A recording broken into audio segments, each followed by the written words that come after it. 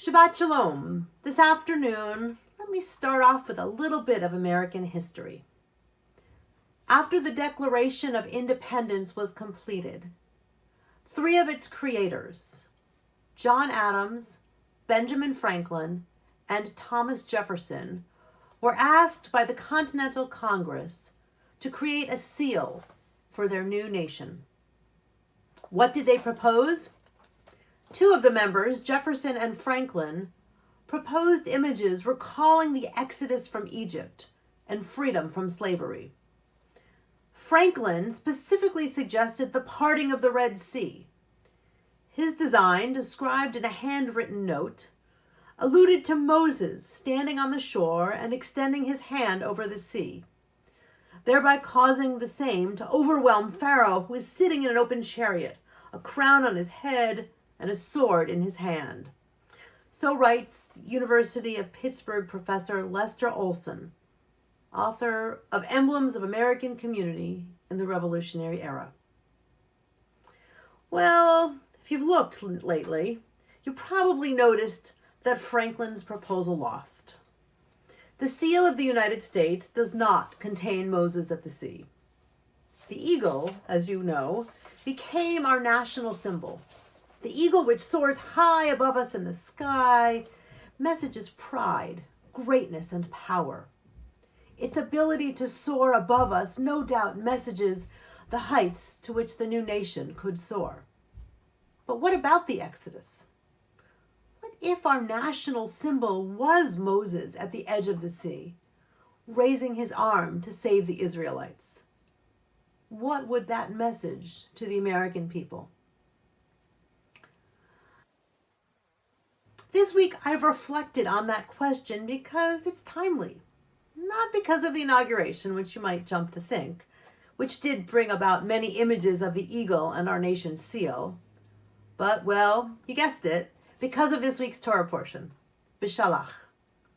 Bishalach tells the story of the Exodus. It's that portion that has Mi Chamocha, the rejoicing at the sea, that portion that includes the actual splitting of the sea, when Moses lifted his arm over the sea to split it, and our ancestors crossed on dry land.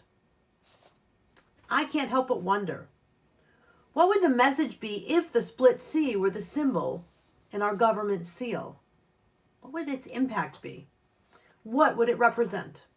Freedom, departure from slavery, Moses' leadership, God's role, that's an iffy one. The people exercising their free will, walking themselves across the land where the sea has split. So, made me think. And while I, for one, could do without God in our nation's motto or seal, and I understand that the Judeo-Christian biblical reference does not speak to all faiths in our country, there is something powerful about seeing the people cross the sea. That journey, if you think about it, was a communal one, and one that marks covenant, that marks a shared path together, and a commitment to a shared set of responsibilities. A common journey, which is perhaps a different message from the eagle, an eagle which soars heavenward and solo. Could fly with other eagles, certainly. The Exodus represents, as one scholar teaches, an aspirational goal for our nation. Freedom. Together. Now, I'm clear that this reflection is an academic exercise. No one has asked me to revise our United States seal or motto. But as I reflect on the rejected image and the current Torah portion, I invite you to consider another adaptation or two adaptations to Ben Franklin's discarded image. First, a little background. What we encounter in Bishalach, in this week's Torah portion in Exodus, is a crossroads for our ancestors. As my colleague Rabbi Patricia Carla Newman writes in the Torah, a women's commentary, the crossing at the Sea of Reeds, or what we often call the Red Sea, was not only the crossing out of Egypt and out of slavery, but also the entrance into an unknown future, made possible by a moment of extraordinary faith. Across the sea, triumph rings out in instrumental music and in song led by both Moses and Miriam. But before that, our tradition explains, it was neither Moses nor Miriam who took center stage, but a man named Nachshon ben Aminadav. The rabbis praise him for his initiative, the one who first entered the billowing waves, allowing all of Israel to safety. Nachshon's role is gleaned by the rabbis in the Midrash, who explained that, and I quote, he sanctified God's name at the Sea of Reeds. Kind of ambiguous phrase. The rabbis translate that to mean he entered the waters first. He plunged in first. So what did Nachshon do? He stands at the crossroads. The decision before him is whether to have faith and plunge into the water or be gripped by fear and remain on the shore. What does he do?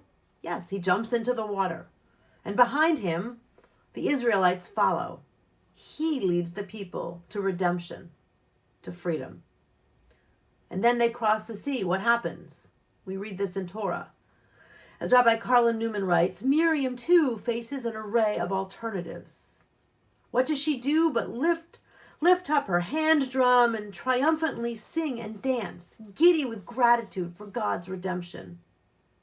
Yes, we read in Torah that Miriam lifts her timbrel and the women follow her in musical dance.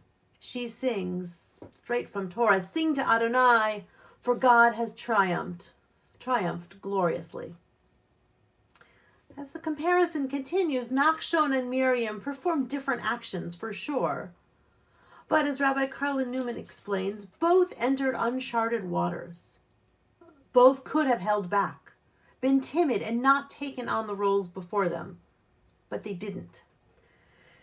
Instead, both jumped, one into the physical waters and one into the waters of a different kind of leadership, leading joy and celebration, creating community with common ritual. Both crossed the sea for freedom and emphatically marked the freedom. Both took the lead. So with all due respect to Benjamin Franklin, I agree that Moses is vital in the story of freedom, but I would change his recommendation for our nation's seal. I would suggest neither the eagle nor Moses and God at the sea. Instead, I would recommend Nachshon and Miriam alongside Moses at the shores of the sea. Each speaks to freedom and leadership. Moses speaks to partnership, patience, and humility within a community that he leads. Nachshon takes risks for the sake of freedom and is more impulsive. And Miriam gathers others to celebrate our freedom. Together they speak to what we Americans must do. Freedom is our gift. It is our gift, but it is also our responsibility. So we must together journey to freedom, journey with freedom, take risks for our freedom, and celebrate and protect our freedom. This is not a static journey, but an ongoing journey through a different kind of wilderness, perhaps, than our ancestors, but a journey nonetheless. Whatever our political views, we are part of a whole, just like our Israelite ancestors. Torah says when the Israelites left Egypt, they were a mixed multitude or a gathering of different kinds of folks. They left Egypt together. So too our nation, right? Different beliefs, different political views, different backgrounds. Each of us has or will have in our lifetime a call to make freedom happen or continue. It may be writ large or small, in the personal realm or the public forum. But we have or will have a call to enter the water and make a difference.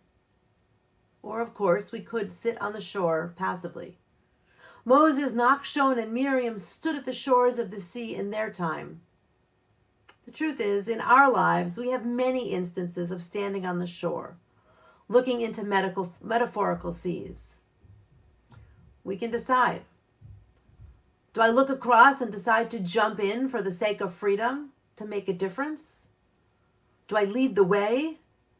Do I use my voice to celebrate our freedoms and bring others with me? Or do I sit and watch others cross the sea, and do nothing and risk returning to Egypt. That is, risk losing my freedom. Rabbi Ruth Sohn writes poetically on Miriam's actions, here in words that really speak to Nachshon and Miriam, but words that I think can speak to us too. The crossroads we face today and how we might feel. Rabbi Sohn writes in a powerful poem, can I take a step without knowing a destination? Will I falter? Will I fall? Will the ground sink away from under me? To take the first step, to sing a new song, to close one's eyes and dive into unknown waters. For a moment, knowing nothing, risking all, but then to discover the waters are friendly, the ground is firm, and the song rises again. Out of my mouth come words lifting the wind, and I hear for the first time the song that has been in my heart, silent, unknown even to me.